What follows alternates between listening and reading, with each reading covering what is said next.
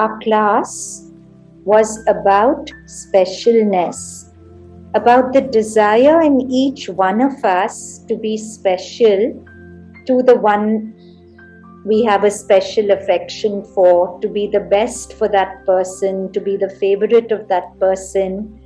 And when we see that person giving the attention we want to somebody else, it creates conflict and unhappiness in us. So, these words, there is a great desire to be special, which is at the heart of every ego.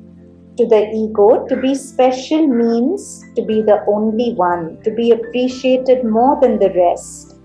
To the universal divine consciousness, specialness is uniqueness. I am special to the universe, not in the sense that I am the most important to it, but in the sense that I am unique, a unique manifestation of itself, and every other is equally special to it because it too is a unique manifestation of itself. In our human eyes, the one who is loved more is treated better. Can human eyes ever fathom that it's the same depth of love that smites and fondles appropriately in the right season? What freedom there is when the ego's aspiration to be special and the best or the favorite releases into the satisfaction of eternal, unchanging specialness bequeathed to it by its source. So what is this legacy bequeathed to all of us by our source? It's the knowing that I am so unique that I can't be compared to anyone else. But even in my uniqueness, I am one with all existence. Beautiful line in Savitri. Identities reconciling happiness gave a rich security to difference.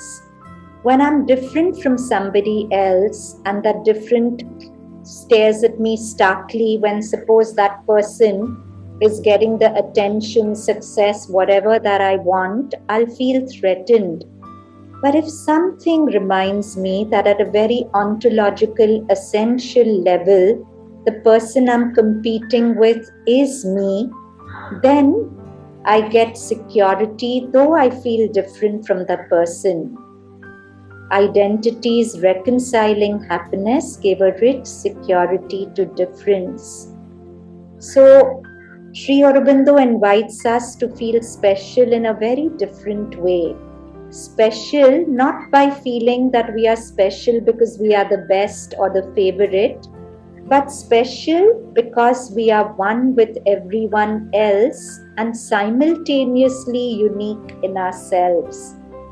So the Buddha talked about compassion as something that actually is not about a giver and a receiver, but something that dissolves the perceived abyss between the giver and the receiver. Something where I don't feel a difference between myself and the person that I'm giving to. So we explored this very beautiful story of young people going to a hilltop to a sage, and on the way they were going to meet a scholar. But till they met the scholar, they saw a shepherd mistreating a pig who was very slow, who was limping. And they saw an old man coming out of nowhere, putting the pig on their shoulders and carrying the pig up. And one of the person who traveled could read human minds.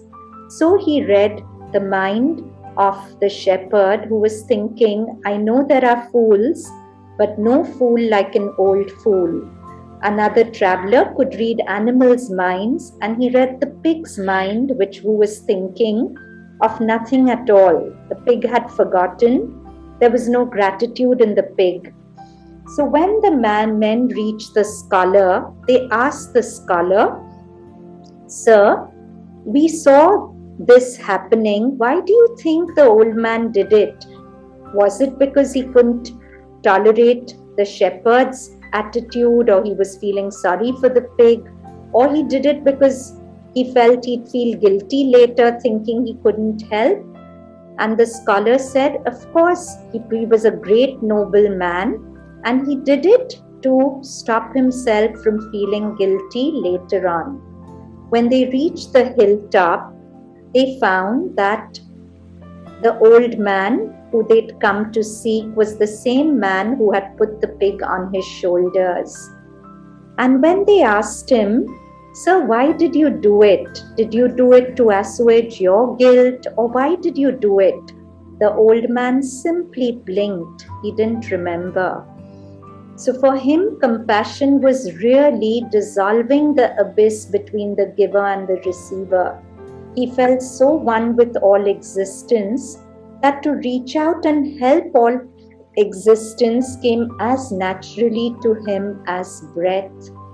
This is the specialness bequeathed to us by our source if we take the time to discover it.